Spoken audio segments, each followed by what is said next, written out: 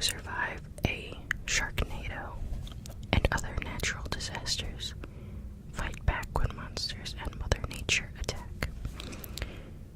By Andrew Schaefer, with contributions by Finn Shepard and April Wexler.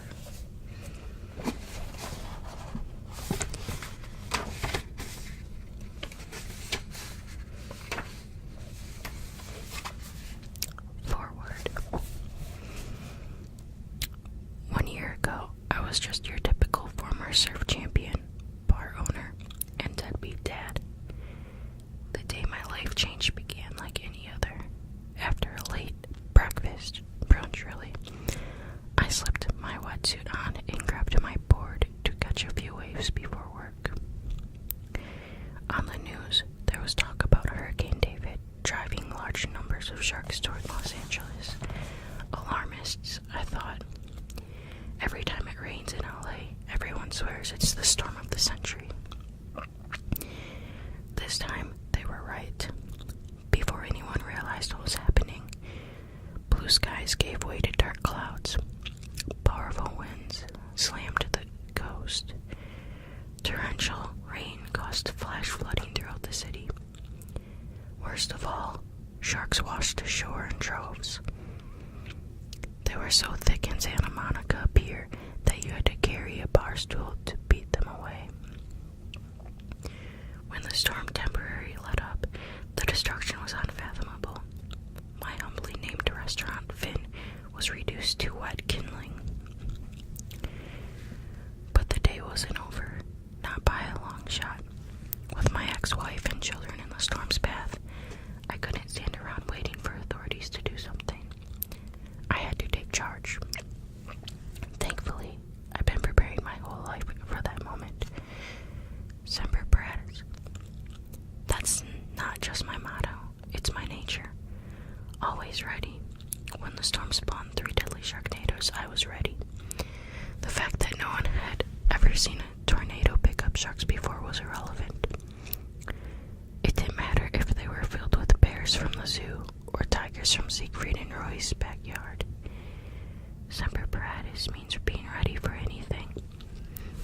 Every time I turn on the TV, there's a new threat.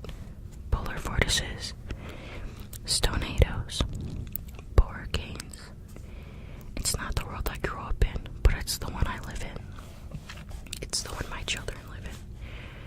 They may not carry rappelling gear in their cars like their old man, but they're prepared for whatever Mother Nature has planned. They have to be. Too many limbs have been lost, too many lives wasted, and all because people weren't ready.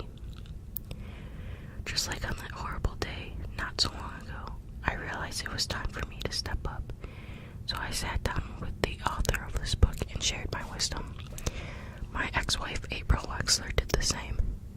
Everything I know about preparation and survival, everything she's learned along the way, it's all here. Other survivors graciously shared their stories too. While average citizens like you and me can't prevent unnatural disasters, we can prepare for them. Take a Red Cross-sponsored first aid class through work. Create a disaster kit in an afternoon with just a few simple items. Know your family's whereabouts at all times, like if you know your son is in fan news at flight school. You might want to mention this to your ex-husband who still thinks he's in Florida. That might be helpful information, April. You don't need to barricade yourself in a log cabin in the middle of nowhere. You don't need a basement full of high-tech weapons, especially when a chainsaw will suffice. What matters most is what's inside your head. My family and I are ready. Are you? Read this book and count yourself amongst our ranks. Finn Shepard, Los Angeles, California.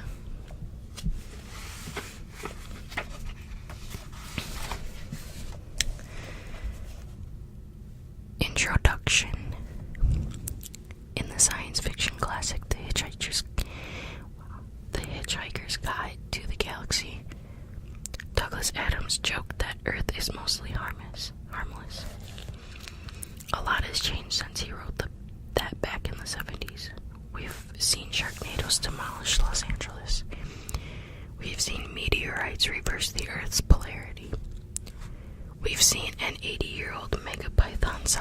swallow one of the monkeys.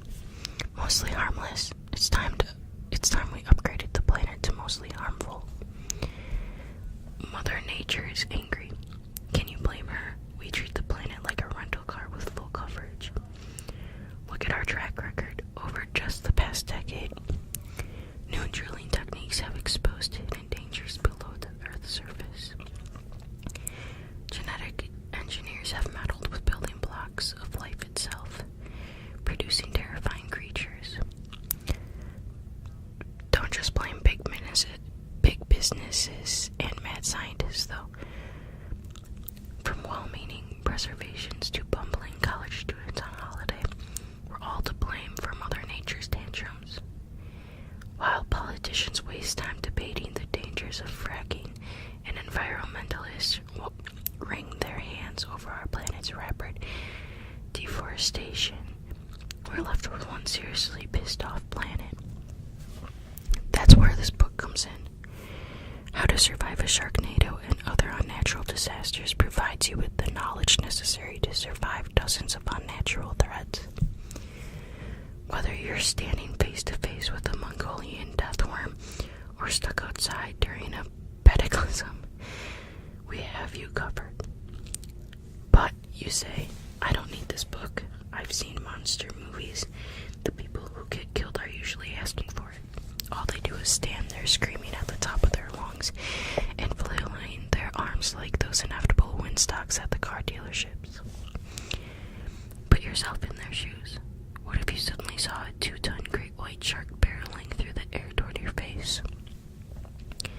Such a sight defies all logic. That's fake, you mumble. Your brain shorts out. Your legs won't move. Without this book, the best you can hope for is to be killed in a dry pair of underwear. No matter what we do, it's too late to stop unnatural disasters and monsters. All we can do is survive them. Study, avoid, survive. For each entry, you'll get a short description and vitals up front. We follow April Wexler's trademark SAS, which means study, avoid, survive methodology. Don't confuse it with Lofty Wiseman's SAS Survival Guide. Even the vaunted Special Air Service might not be ready for the dangers Mother Nature prevents nowadays. Study the documented incidences. Avoid the common pitfalls that can put you in harm's way. And when you can't avoid the disaster or monster through preparation, survive by using tips from Finn Shepard as well as others who faced the threats and lived to tell their stories. A note on the usual suspects. We assume you already know how to defend yourself against commonplace disasters.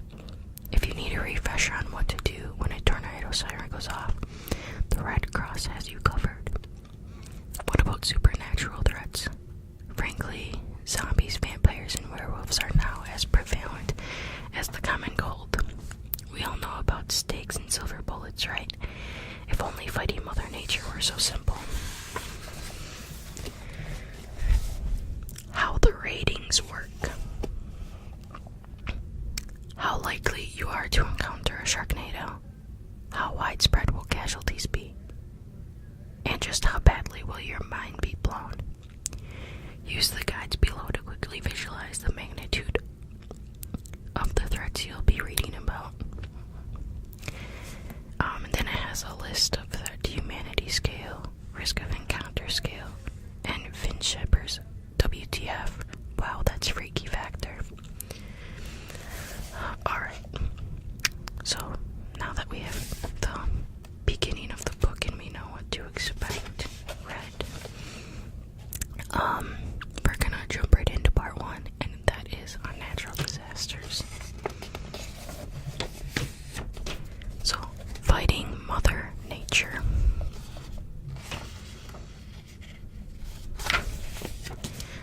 The first thing is pandemic.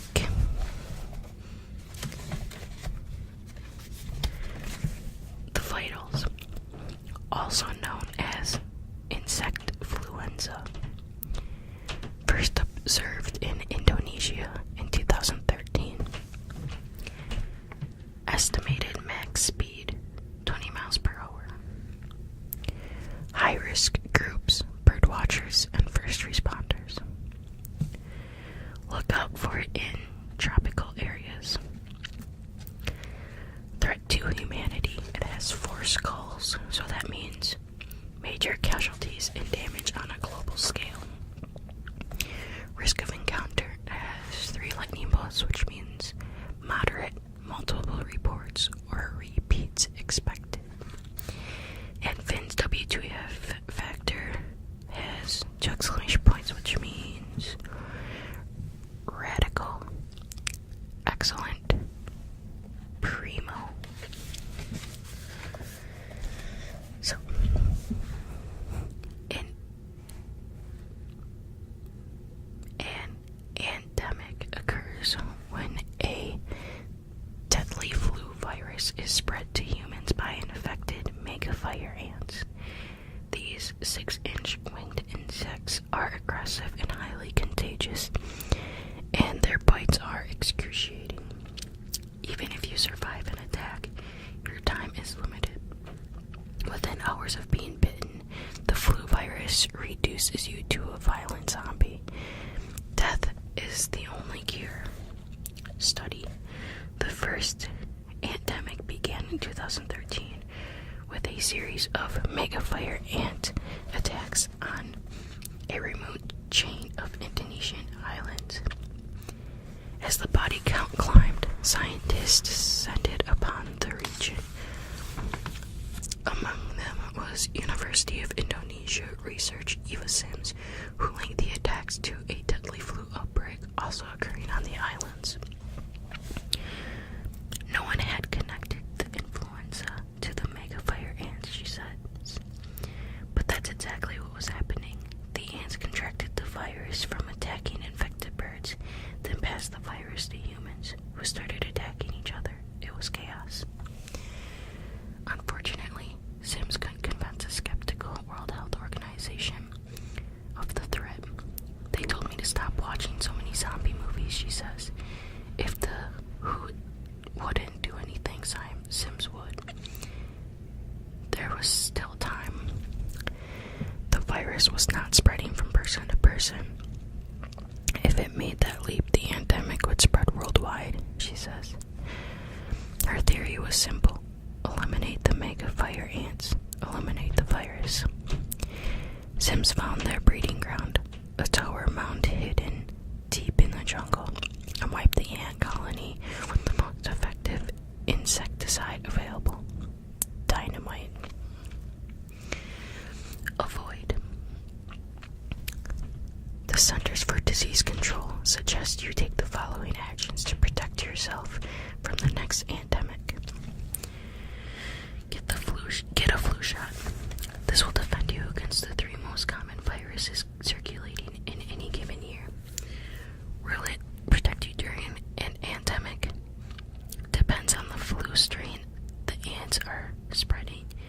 Get your annual shot regardless. Not getting vaccinated is like leaving your front door unlocked. You're just inviting in trouble. Unless you live in Canada, where no one locks their doors and everyone has hardy immune systems. Avoid contact with anyone exhibiting flu symptoms. While the last endemic did not spread from person to person, the next might.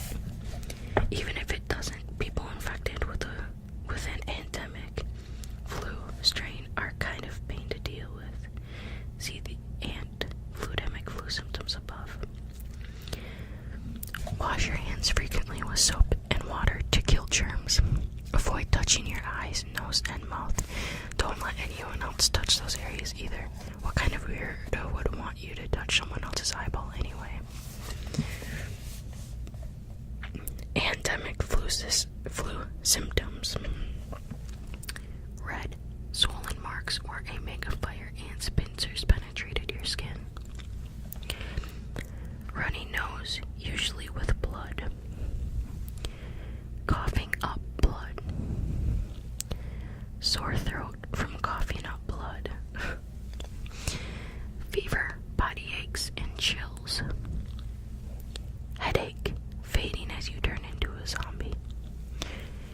Unusual aggressive behavior, for example, chasing and trying to bite strangers.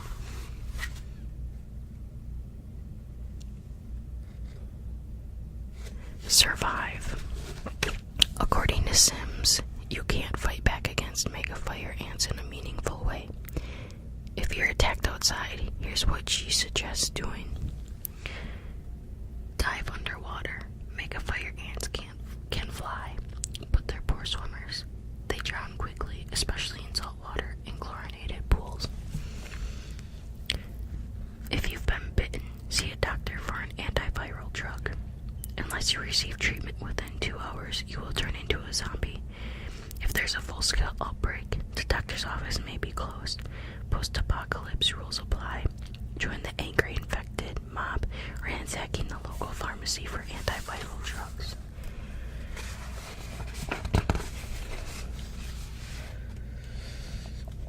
Alright, so